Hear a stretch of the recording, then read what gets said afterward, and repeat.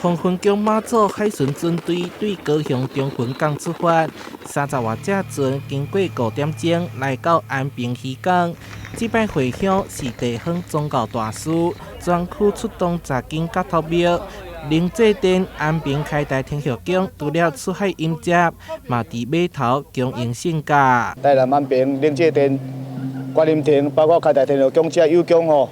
这个支持，互阮高雄人民黄昏宫会当这个40周年吼，这个海巡回乡吼会当安尼圆满。这届是我参加第10届，咱黄昏宫头一次伫咱安平哦过暝吼啊，祈求咱海上大家渔民哦。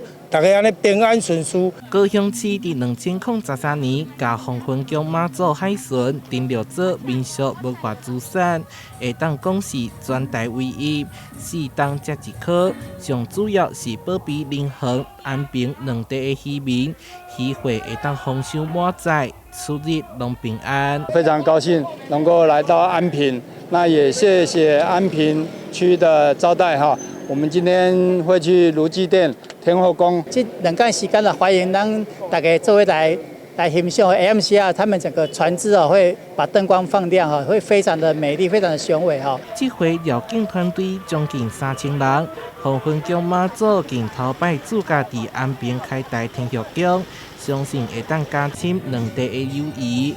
台南新闻出版采访报道。